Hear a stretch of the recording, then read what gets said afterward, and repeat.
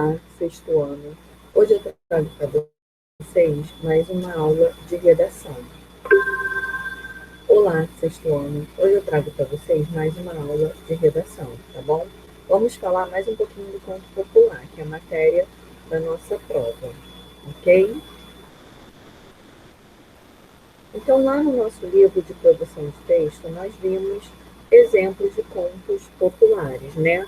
O conto Os Três Irmãos, onde esses irmãos, eles participam, né, de uma missão que é salvar a princesa. Na verdade, eles são apaixonados por essa princesa e eles não têm como, né, casar com essa princesa. Então, como os três eram apaixonados, eles não brigam por isso, eles, pelo contrário, eles decidem ir para outro lugar, só que lá são aprisionados e trabalham como escravos e têm inúmeras tarefas para fazer.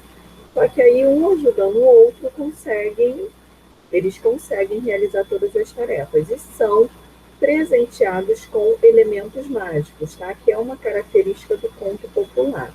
Então, dessa forma, usando esses elementos, eles conseguem ver que essa princesa estava em perigo, voltam e salvam a princesa, tá bom? Então, vamos rever alguns conceitos. Como a gente viu, o conto é um gênero caracterizado por ser uma narrativa literária, ou seja, conta uma história, tá? Uma história curta, tendo começo, meio e fim da história, narrados de maneira breve, porém o suficiente para contar a história completa. Contos populares são contos que narram histórias transmitidas de uma geração para outra, tá? E tem por objetivo passar um ensinamento. O conto possui elementos e estrutura bem marcados, sendo que o tipo de história pode indicar o tipo de conto que estamos lendo. Porque nós temos os contos populares, os contos fantásticos, tá? Os contos de terror. Vamos aprender um pouco mais sobre esse gênero narrativo. Elementos de um conto. Para que uma narrativa seja considerada um conto, alguns elementos são muito importantes: personagens, narrador, tempo, espaço, enredo e conflito, tá?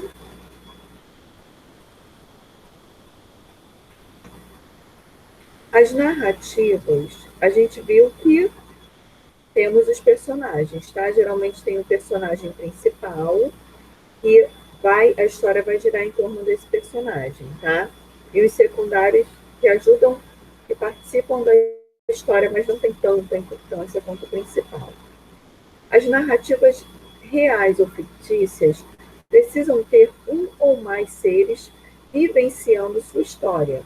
Esses seres podem ser pessoas ou até mesmo animais, como nós vimos na fábula, objetos e seres imaginários que ganham, vida e consciência para viver aquela história.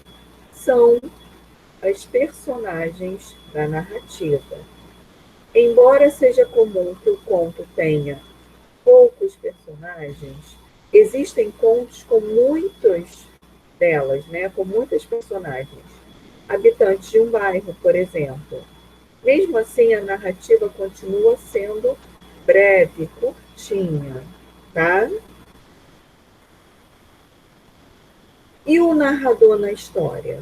O narrador é a voz da história dentro da narrativa, tá? O narrador, ele pode contar a história de três maneiras. Vimos duas principais, tá? O foco narrativo, a maneira que esse narrador vai contar a história pode ser em primeira pessoa, quando ele é um narrador personagem, ou o foco narrativo pode estar em terceira pessoa, quando esse narrador é um narrador observador, tá bom? Então vamos relembrar.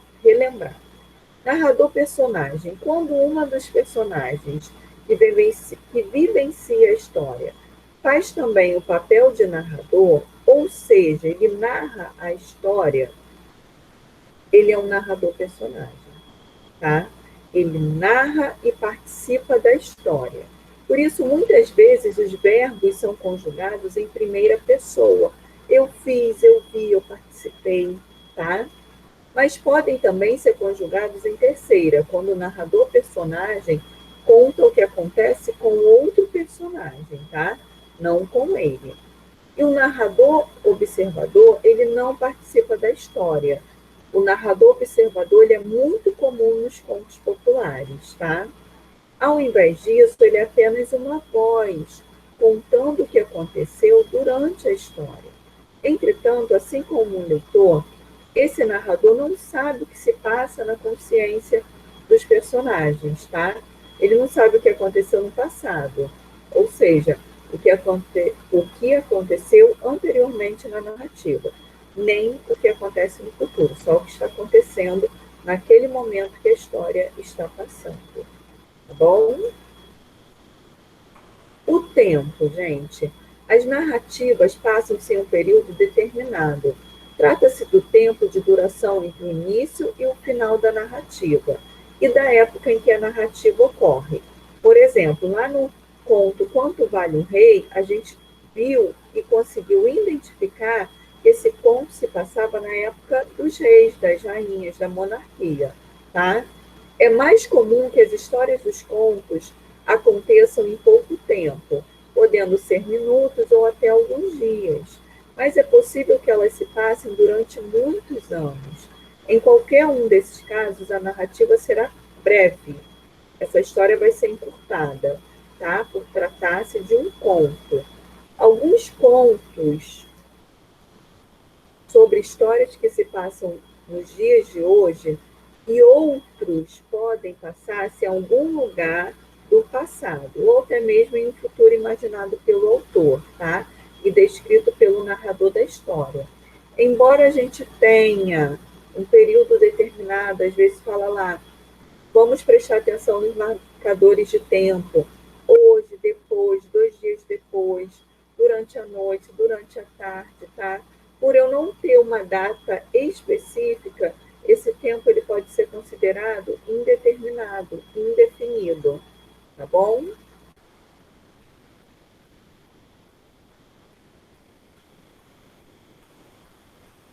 E o espaço? O espaço é onde essa história acontece, tá?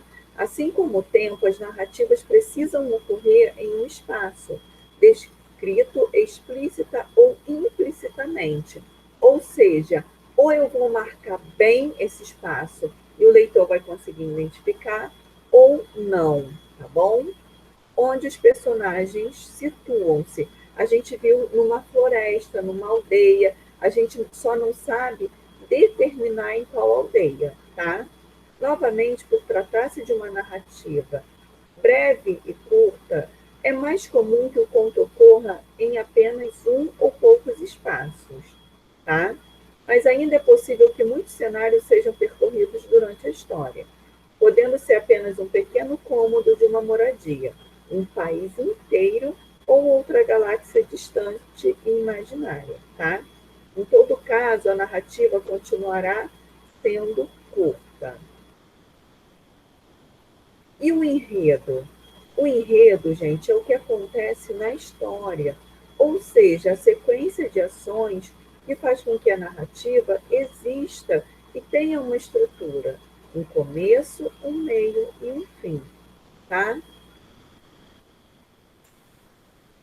Conflito na narrativa. Por fim, os contos têm um conflito, é o que quebra a paz inicial, tá? É uma situação gerada por uma das ações iniciais ou uma das ações iniciadas, tá? E que faz com que outras ações sejam tomadas pelos personagens para solucionar o problema. Essa sequência de ações forma um enredo e geralmente deixa o começo da narrativa diferente do final, tá? Então, eu tenho a estrutura do conto. O conto costuma ser estruturado em 4 partes: introdução, desenvolvimento, clímax e conclusão, tá? Então, a gente pode ver. a situação inicial, o conflito, o clímax e o desfecho. Na introdução, a gente sabe que é o início da narrativa. Nela podemos descobrir o contexto da narrativa, quais são os personagens, qual é o espaço, o tempo nos quais a história vai ser narrada e quais são os primeiros acontecimentos dela. Depois eu tenho o desenvolvimento, que a gente também chama de conflito. Apresenta as ações que modificam o estado inicial da narrativa. Temos o conflito, o problema que é apresentado, que fará os personagens agirem para resolvê-lo. E o clímax é o momento de maior tensão na narrativa, quando o problema está no auge e as ações tomadas definirão o rumo da história, tá? E o desfecho ou conclusão, o nome já diz, é o fim da história, e será provavelmente diferente de como ela começou. Pode mostrar que o problema do conflito foi solucionado, tá? Ou não, dependendo muito mais do tipo do conto que estamos lendo. Geralmente nos contos populares, os finais são felizes, tá? Então, essa foi a nossa revisão para a prova, ok? Eu agradeço pela atenção de vocês. Até a próxima aula. Tchau, tchau.